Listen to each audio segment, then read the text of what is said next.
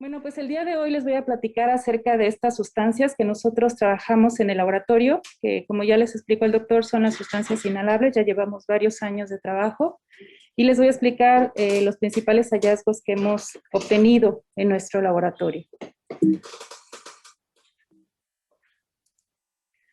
Como ya les comentaba el doctor Pellicer, estas sustancias inhalables las podemos encontrar en diferentes productos que son de muy fácil acceso y de muy bajo costo. En investigaciones que se han hecho en nuestro instituto, se ha encontrado que las sustancias que mayormente se consumen en México con propósitos de intoxicación son como las que les presento aquí, que son los thinners, los adelgazadores de pinturas, las pinturas en aerosol, los pegamentos, los plumones con punta de fieltro. No significa que estas sustancias hayan sido diseñadas de manera explícita para que la gente abusara de ellas. Sin embargo, se hace mal uso de estas y se utilizan con otros propósitos que son con fines de intoxicación. Se ha encontrado que una molécula que se encuentra en ellas, que es el tolueno, se encuentra en grandes proporciones y por lo tanto es la molécula que hemos estado nosotros estudiando en el laboratorio. De acuerdo a las encuestas de adicciones que se han hecho también aquí en el instituto y la ENCODAT del 2016, se ha encontrado que los inhalables se encuentran dentro de las sustancias mayormente consumidas en México con propósitos de intoxicación, ocupando el tercer lugar de consumo, solamente debajo de la marihuana y la cocaína. Y este consumo, efectivamente, como comentaba el doctor, no es exclusivo de la población que vive o trabaja en calle. Por reportes que se han desarrollado con estudiantes de la Ciudad de México a través de los años, se ha encontrado, por ejemplo, este trabajo donde se hace la evaluación de la marihuana, de los inhalables, de la cocaína, de los alucinógenos y del crack a lo largo del tiempo, se ha encontrado que los inhalables se encuentran como su segundo lugar de consumo en estudiantes de la Ciudad de México, en personas que viven en su casa y que van a la escuela. Además, una cosa de llamar la atención es que este consumo no es exclusivo de los hombres, sino que se da un consumo muy similar entre hombres y mujeres. Esta diapositiva me pareció interesante, este reporte lo hicieron Woodward y Beckley en 2014, donde se hace una comparación de lo que sucede en Estados Unidos en relación a la prevalencia del consumo de varias sustancias y qué tanto apoyo se da a la investigación de ellas. Entonces, encontramos sustancias como la marihuana, sustancias como las anfetaminas, sustancias aquí como también los inhalables, que aunque son la tercera sustancia más consumida, se ve como el apoyo que se da o la investigación que se da es muy limitada. Entonces, en nuestro país tenemos un panorama similar, donde a pesar de que se utilizan ampliamente por la población, de todas maneras la investigación que tenemos pues también es limitada. Específicamente en el laboratorio, como les comentaba, trabajamos sobre la evaluación de los efectos de las sustancias inhalables con una perspectiva desde la neurociencia básica. ¿Qué quiere decir? Que hacemos estudios en animales de laboratorio y hacemos la evaluación de diferentes conductas que pueden presentar un deterioro con la exposición repetida a estas, como es el caso de lo que les voy a platicar el día de hoy, de problemas de memoria, del despliegue de esta conducta adictiva y trastornos en esta respuesta empática. Y también hacemos una evaluación a nivel cerebral de qué es lo que está pasando a nivel farmacológico, que en sistemas de neurotransmisión pudieran estar implicados en estos efectos que evaluamos y también si hay cambios en la bioquímica cerebral. Entonces tenemos como dos grandes objetivos en el laboratorio. Primero, mimetizar las alteraciones que se presentan con el abuso crónico a tolueno. Esa es una parte importante para tratar de caracterizar qué conductas son las que se están presentando en los usuarios inhalables, pero la segunda es la que nos interesa mucho. No nos quedamos solamente con evaluar qué es lo que está pasando con la exposición a tolueno, sino que tratamos de buscar alternativas de tratamiento para revertir esos efectos. Si bien es cierto que en algunos casos no podemos revertir completamente, sí atenuar o minimizar esos efectos. Es como el propósito, una de las metas que queremos alcanzar. Y por mucho tiempo hemos estado trabajando con el enriquecimiento ambiental para ver si tiene esa capacidad de revertir algunos efectos. Y también hemos comenzado a realizar estudios farmacológicos con algunas moléculas que ya les platicaré para ver si se pueden atenuar estas respuestas inducidas por los inhalables. Entonces, primero les platico sobre el enriquecimiento ambiental. Como ven, aquí tenemos un modelo que hacemos en ratones, donde tenemos este enriquecimiento, donde tenemos a los animales que utilizamos nosotros ratones, que los alojamos con diferentes objetos. de tal manera que se les permita a los animales tener una estimulación de tipo social porque están en grupo, una estimulación motora porque tienen unas rueditas para hacer ejercicio y también estimulación cognitiva y visual por los objetos que están contenidos en este ambiente enriquecido. Entonces les voy a platicar primero de los hallazgos que hemos encontrado respecto a la conducta de memoria. Nosotros exponemos a los ratones púberes, para tratar de mimetizar qué es lo que sucede en usuarios adictos a inhalables, que normalmente son jóvenes, adolescentes. Entonces, hacemos esta exposición en este tipo de cilindros y trabajamos sobre diferentes concentraciones, 2.000, 4.000 partes por millón, 30 minutos al día por 4 semanas. Y lo que hemos probado es que este protocolo experimental nos da muy buenos resultados, mimetiza mucho las respuestas que se ven en usuarios a inhalables. La memoria la hemos trabajado con el reconocimiento de objetos nuevos, de tal manera que en una primera fase tenemos un ratón al que ponemos con 2 objetos idénticos en una caja, en una arena, y le permitimos hacer la evaluación la exploración a los objetos durante 5 minutos. Posteriormente regresamos al animal a su caja de alojamiento durante 30 minutos y en una segunda sesión lo regresamos a una arena donde va a tener un objeto idéntico al que tuvo en la sesión 1 y un objeto nuevo. Los ratones por naturaleza son curiosos. Entonces lo que va a pasar es que los animales deben de pasar más tiempo explorando este objeto que se les colocó, que lo identifican como nuevo. Entonces hacemos ahí un cociente del tiempo acumulativo de exploración con ambos objetos, y entonces con esto vemos que si hay un porcentaje de reconocimiento menor que el presentado por los animales control, estamos hablando que hay un deterioro en el aprendizaje y la memoria. ¿Qué es lo que obtuvimos en nuestros resultados? En esta gráfica les presento el tiempo en semanas y el porcentaje de reconocimiento en el eje de las Y's. Y lo que nosotros vimos es que conforme pasa el tiempo, más bien con las diferentes concentraciones de tolueno, nosotros vemos una reducción en el porcentaje de reconocimiento a lo largo del tiempo. Nosotros esperábamos obtener una reducción todavía más importante conforme iba pasando la semana, sin embargo es un efecto que parece ser de todo o nada, porque incluso se presenta en igual nivel si se tratara de 2.000 partes por millón o 4.000 partes por millón. Posteriormente nos fuimos a evaluar qué es lo que pasaba con el enriquecimiento ambiental o el alojamiento estándar, que es el control. Entonces, en animales que tuvieron una exposición previa con tolueno, después suspendimos la administración con la sustancia, pero solamente los dejamos en esta condición estándar, estos animales siguen manteniendo un deterioro en la memoria. No así los animales que tienen enriquecimiento ambiental, donde vemos que hay una recuperación de este reconocimiento de objetos, lo que nos está indicando que este enriquecimiento ambiental está mejorando este proceso de memoria en ratones que tuvieron una historia de exposición a tolueno. Una siguiente pregunta que nos hicimos, que con frecuencia saltaba pues cuando presentamos nuestros resultados, es ¿cuál de estos elementos del enriquecimiento ambiental es el responsable de los efectos observados? Mucho se ha descrito en la literatura acerca del ejercicio y sus efectos benéficos en diferentes respuestas. Entonces, pues le apostamos a que el enriquecimiento de que el ejercicio iba a ser un componente muy importante, pero no sabíamos a qué grado en comparación con el enriquecimiento completo. Entonces hicimos estos experimentos donde igual evaluamos la memoria, pero tuvimos grupos donde tuvieron solamente el ejercicio, en grupos donde tuvieron el enriquecimiento ambiental, pero los animales vivieron en aislamiento, y otro grupo donde tuvieron todos los elementos del enriquecimiento ambiental a excepción del ejercicio, que le llamamos estimulación cognitiva. ¿Qué es lo que observamos? Que el enriquecimiento ambiental fue el que presentó mayor efecto. Sí, el ejercicio presentó un efecto de alrededor del 65%, pero no llegó a ser tan alto como el enriquecimiento completo. Y bueno, de ahí el alojamiento en aislamiento, pues sí tuvo un porcentaje de efecto de alrededor del 50%, y el que solo tenga los objetos, pues disminuyó muchísimo la respuesta hasta alrededor del 30%.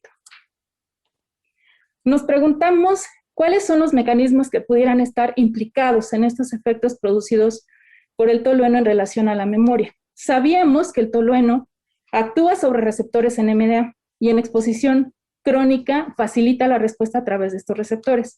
Entonces se sabe que la activación de receptores NMDA permite la entrada a calcio, y esta entrada masiva de calcio a través de estos receptores desencadena una serie de procesos intracelulares que pueden ser la activación, por ejemplo, del citocromo C, la activación de especies reactivas de oxígeno y de nitrógeno, y que al final del día nos pueden llevar a un proceso apoptótico. Entonces, en estudios previos ya habíamos encontrado cómo el tolueno producía muerte neuronal. Ahora queríamos saber si este mecanismo de estrés oxidativo pudiera estar midiendo estas respuestas. Entonces, en realidad en el organismo debe haber un balance oxidativo entre especies antioxidantes y especies reactivas. Entonces, en el laboratorio hicimos la evaluación de especies reactivas de oxígeno, de nitrógeno, así como antioxidantes como el glutatión reducido y oxidado, y la evaluación de superóxido dismutasa. Aquí nada más les voy a presentar los resultados con un antioxidante y una sustancia prooxidante, solo para ejemplificar nuestros resultados. Entonces, ¿qué tenemos aquí? En cuanto a las especies reactivas de oxígeno, encontramos que el tolueno presentaba un aumento en la producción de este tipo de sustancias, pero si nosotros a estos animales los ponemos con enriquecimiento ambiental, hay una reducción en la producción de estas especies reactivas de oxígeno.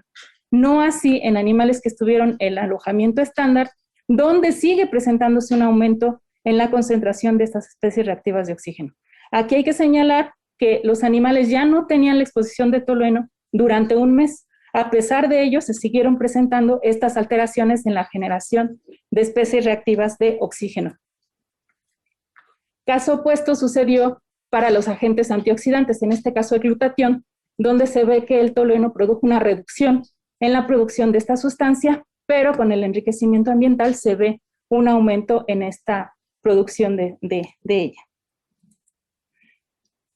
Bueno, otro modelo que nos interesó estudiar, otra conducta que quisimos evaluar, por supuesto, en el laboratorio, tenía que ver con la presentación de la respuesta adictiva.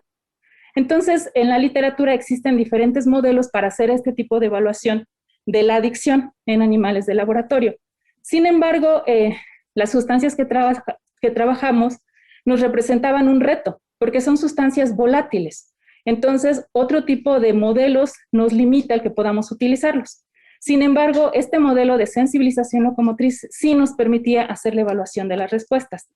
¿De qué se trata? Se ha descrito en la literatura ampliamente por Robinson, Berrich y este grupo de investigación una teoría sobre sensibilización al incentivo, en la que básicamente lo que nos muestran es cómo las sustancias de abuso, después de que son administradas de manera repetida, producen una sensibilización a nivel del sistema mesolímbico dopaminérgico y que conductualmente nosotros lo podemos observar como un aumento gradual en la actividad locomotriz de los animales. Entonces, en esta primera gráfica tenemos diferentes días de exposición y la distancia que recorren los animales en un campo abierto. Entonces tenemos aquí primero 3 días de habituación sin administración de ninguna sustancia. Después tenemos aquí la respuesta en animales a los que solo se les administra el vehículo. Como pueden observar, es una actividad motriz que se mantiene constante, estable. No así los animales a los que se les administra cocaína, donde se ve este aumento gradual en la actividad locomotriz. Esta primera fase, donde se ve este aumento gradual en la actividad, se le llama fase de inducción. Este modelo tiene la característica de poder analizar una segunda respuesta, que es la fase de expresión.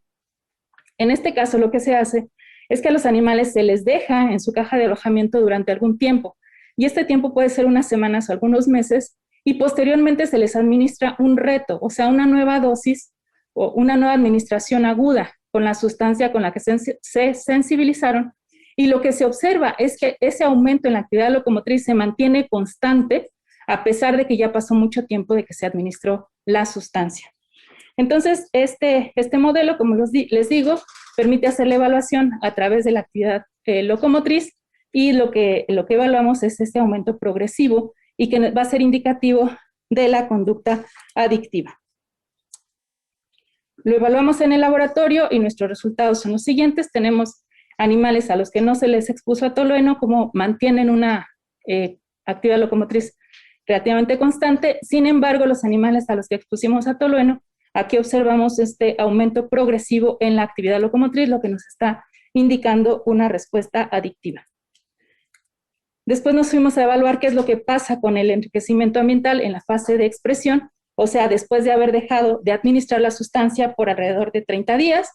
Y entonces tenemos que animales que fueron alojados en condiciones estándar siguen manteniendo esta sensibilización locomotriz, siguen manteniendo esta actividad motora alta, no así a los animales que fueron alojados en enriquecimiento ambiental, donde se ve una atenuación de esta respuesta.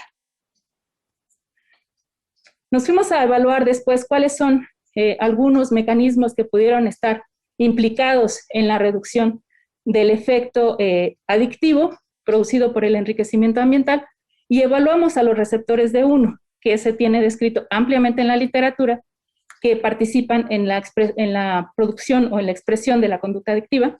Y entonces lo que observamos, se los presento aquí, en el núcleo accumbens, hicimos evaluación en otras áreas, pero les presento aquí lo que pasó con el núcleo accumbens, y vemos que la exposición repetida a tolueno produce una reducción en los niveles de receptores de 1.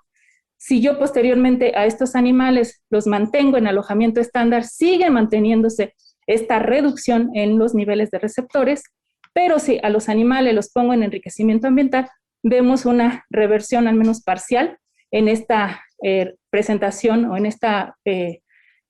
estos niveles de receptores de 1. Entonces esto nos indica que sí, al parecer estos receptores están implicados, por un lado, en la generación de la adicción producida por el tolueno, al haber una reducción de estos receptores, pero también que el enriquecimiento ambiental tiene la capacidad de revertir o de ir regresando a los niveles basales estos receptores. Al igual que para el caso de la memoria, nos preguntamos cuáles son los elementos del enriquecimiento ambiental que pudieran estar participando en el que pudiéramos revertir o al menos atenuar esta respuesta adictiva. Entonces, igual trabajamos con diferentes grupos, tenemos los del alojamiento estándar, tenemos el enriquecimiento ambiental completo, tenemos a los animales con ejercicio, animales que tuvieron enriquecimiento ambiental pero fueron alojados de manera individual, y tenemos a los animales con estimulación cognitiva. Aquí lo que observamos es que el ejercicio efectivamente produjo un muy alto efecto, alrededor del 85%, que eso es muy bien, o sea, sí, el ejercicio es uno de los elementos más importantes, pero una cosa que nos llamó muchísimo la atención es esta respuesta, que es cuando los animales estuvieron alojados de manera individual, aunque tuvieron el enriquecimiento ambiental. Estos resultados lo que nos indican es que la socialización es muy importante para poder revertir los efectos producidos por el enriquecimiento ambiental. Si un animal no está alojado con sus amigos, con sus compañeros, vemos que prácticamente se va al piso esta respuesta. Tuvimos oportunidad en el laboratorio de contar con la valiosa participación con el trabajo de la doctora Itzel Gallardo, y ella nos presentó este sistema, que es el sistema renina-angiotensina. Este sistema se conoce a nivel cardiovascular y media respuestas presoras, y bueno, tiene que ver en la generación de respuestas que tienen que ver con la presión arterial. Pero resulta que buscando en la literatura nos mostró la importancia de este sistema también al nivel neuropsiquiátrico y que también pudiera ser responsable de la generación de respuestas como las que nosotros evaluamos. Entonces, les cuento muy rápidamente, este sistema inicia con la producción de angiotensinógeno a nivel central por parte de la glía, de la glía. Después, angiotensinógeno es metabolizado por la renina angiotensina 1 y después con la ECA angiotensina 2, el cual puede tener la posibilidad de unirse a receptores AT1, receptores AT2. Esta es la vía clásica, pero existe una vía alterna a través de la cual se generan, ya sea de manera directa o indirecta, la angiotensina 1,7 que tiene la capacidad de unirse a receptores más. Entonces, se ha visto efectos positivos con relación a la activación de receptor más y efectos deleterios a nivel del sistema nervioso central cuando la angiotensina actúa sobre receptores AT1. Entonces, ¿qué es lo que nosotros hicimos en estos experimentos? Bloqueamos esta vía clásica con un antagonista de la ECA, que es el captopril, y también bloqueamos esta vía a través de losartán, que es un antagonista de receptores AT1, y evaluamos la conducta adictiva. ¿Qué es lo que encontramos? En estos resultados tenemos que si yo administro solución salina a animales que tuvieron previa exposición con tolueno, veo que se sigue presentando esta activación locomotriz, sigue habiendo este proceso de sensibilización. Sin embargo, si yo pongo captopril o losartán, tienen ambos la capacidad de atenuar esta respuesta en la activación locomotriz, lo que nos está sugiriendo que el captopril y losartán podrían ser candidatos, moléculas interesantes que debemos de seguir estudiando respecto a su capacidad para atenuar la conducta adictiva inducida por estas sustancias inhalables. Nos fuimos a hacer una evaluación de los niveles de angiotensinas a nivel de la corteza prefrontal y el accumbens. Encontramos una reducción de las angiotensinas, de la asociación de angiotensina 1,7 con angiotensina 2 en la corteza prefrontal, y cuando hicimos la evaluación inversa, vimos un aumento en las concentraciones de estas angiotensinas a nivel del núcleo accumbens cuando se administra captopril. Estas disminuciones o aumentos fueron parciales. Estamos muy interesados en seguir explorando este sistema de angiotensinas y queremos evaluar posteriormente los niveles de receptores directamente, receptores AT1, receptores AT2, receptores más, para fortalecer, robustecer estos resultados y con esto pues ver, ¿verdad?, la participación de este sistema en las respuestas inducidas por los inhalables. Pensamos que cómo es que está actuando este sistema para que pueda presentar estos efectos sobre adicción. Sugerimos que la angiotensina 2 estaría actuando sobre receptores AT1 y que esa activación pudiera aumentar la expresión de la tirosina hidroxilasa, que sabemos que es una enzima, la enzima limitante en la generación de dopamina y que esa pues implicada directamente con el proceso adictivo. Y por el contrario, que la activación de los receptores AT2 o más mediante la angiotensina 1,7 bloquearía esta respuesta y por lo tanto estaría atenuando la liberación de dopamina. Esta es una hipótesis que tenemos trabajando en el laboratorio y como les digo, queremos seguir explorando. Otra de las conductas que nos interesó evaluar es la conducta empática. Entonces, teníamos evidencia en varios sentidos. Teníamos investigaciones donde se ha mostrado que las drogas de abuso tienen la capacidad de modificar esta empatía. Por un lado, hay investigaciones donde el alcohol produce un deterioro en esta respuesta de comprender las emociones de otro, ponerse en su lugar e incluso ejecutar una conducta altruista de ayuda.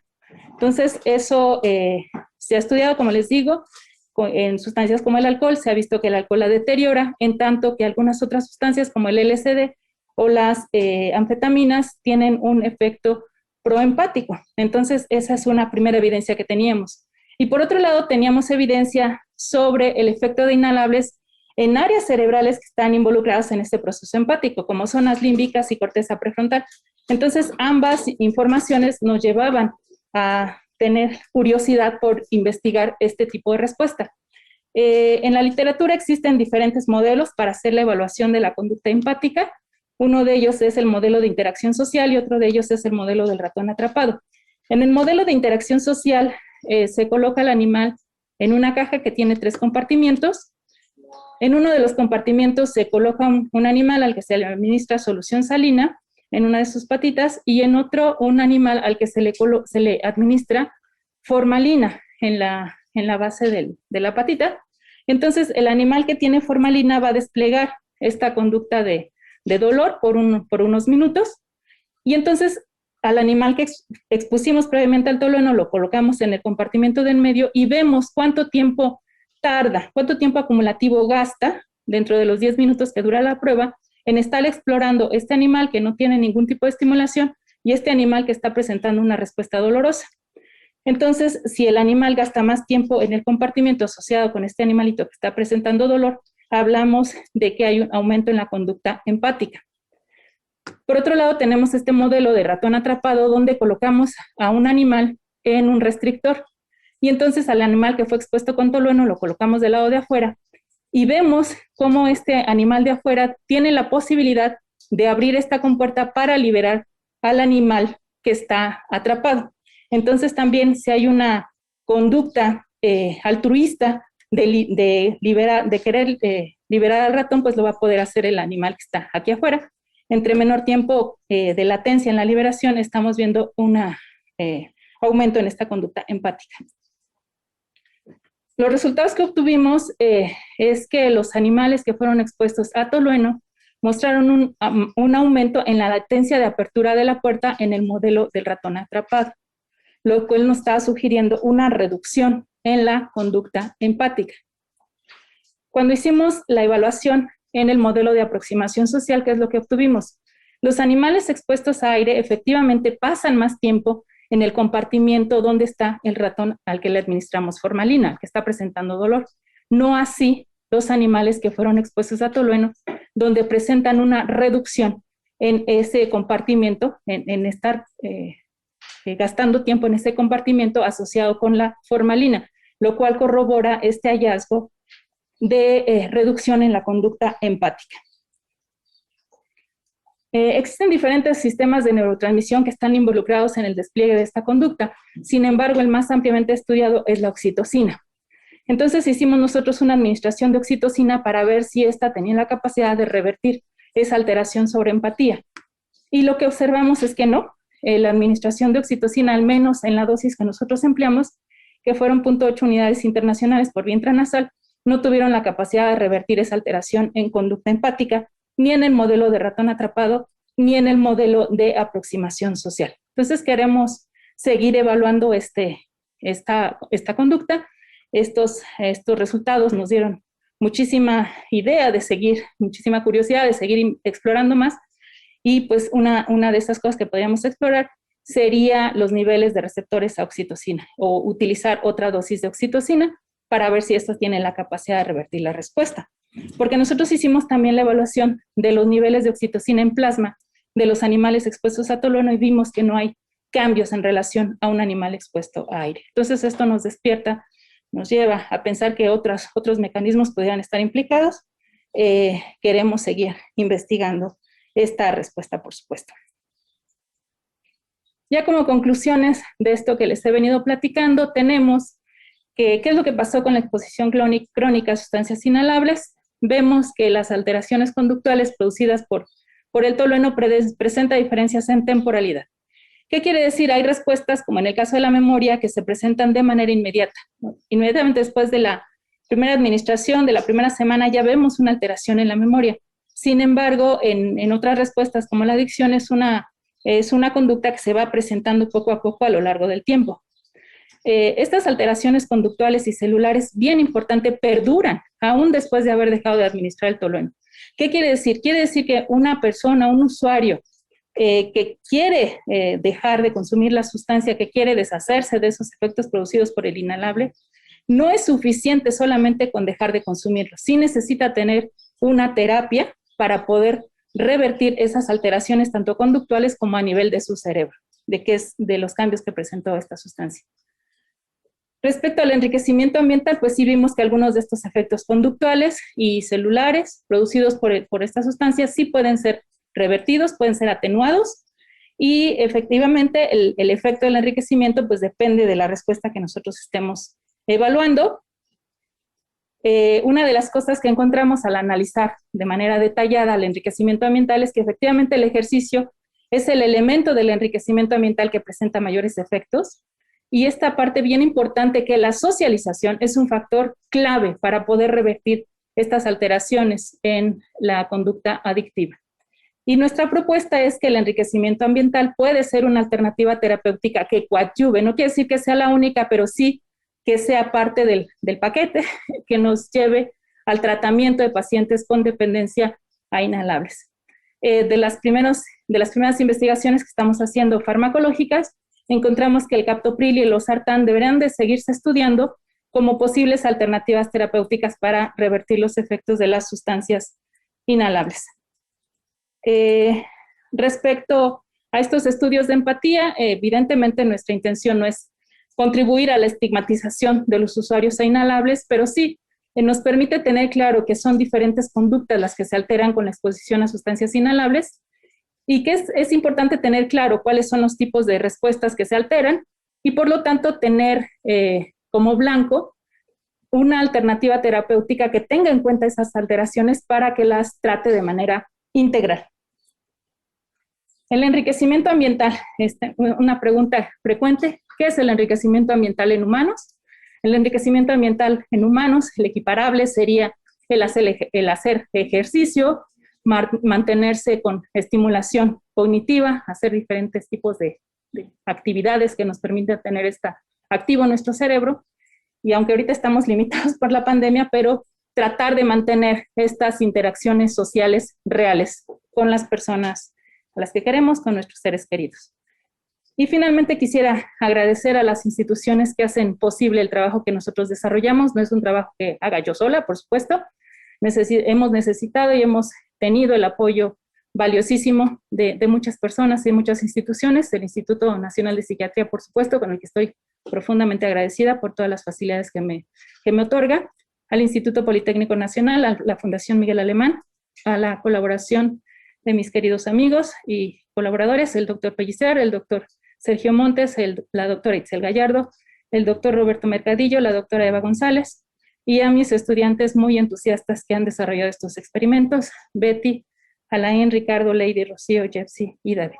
Y a todos ustedes les agradezco por su atención. Muchísimas gracias.